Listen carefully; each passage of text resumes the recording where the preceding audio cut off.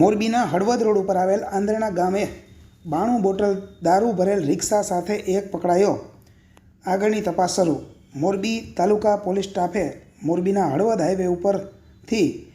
પસાર થતા સમયે રિક્ષાને અટકાવી હતી અને રિક્ષાને રોકીને ચેક કરવામાં આવતા રિક્ષામાંથી 92 બોટલ દારૂ મળી આવ્યો હતો અને દારૂના જથ્થા સાથે એક શખ્સ મળી આવ્યો હોય. હાલ દારૂનો જથ્થો, રિક્ષા અને ઈસમની ધરપકડ કરીને તાલુકા પોલીસ દ્વારા આગળની તપાસ શરૂ કરાઈ છે. આ બાબતે જાણવા મળતી વિગતો પ્રમાણે મોરબી તાલુકા પોલીસની ટીમ રાત્રિના પેટ્રોલિંગમાં હતી ત્યારે મોરબીના સામાકાંઠે હળવદ હાઈવે ઉપર આવેલા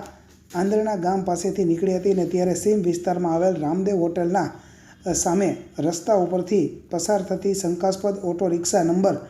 GJ24W 8142ને અટકાવવામાં આવી હતી અને તેને ચેક કરવામાં આવતા રિક્ષામાંથી વિદેશી દારૂની કુલ મળીને 92 બોટલ દારૂ મળી આવ્યો હતો, જેથી પોલીસે ₹27,600ની કિંમતનો દારૂનો જથ્થો પકડ્યો હતો અને દારૂના જથ્થા ઉપરાંત 1 લાખ રૂપિયાની કિંમતની રિક્ષા ગણીને કુલ 1,27,600ના મુદ્દામાલ સાથે સ્થળ ઉપરથી ભરતસિંહ અભયસિંહ વાઘેલા, જાતે દરબાર, ઉંમર 36, રહે વડા, તાલુકો કાંકરેજ, જિલ્લો બનાસકાંઠાવાળાની ધરપકડ અને તેની સામે મોરબી તાલુકા પોલીસ સ્ટેશન ખાતે પ્રોહિબિશન એક્ટ હેઠળ ગુનો નોંધીને તે આ દારૂનો જથ્થો કોની પાસેથી લાવ્યો હતો અને કોને આપવા જતો હતો તે દિશામાં હવે તાલુકા પોલીસની ટીમ દ્વારા આગળની તજવીજ શરૂ કરવામાં આવી હોવાનું જાણવા મળેલ છે.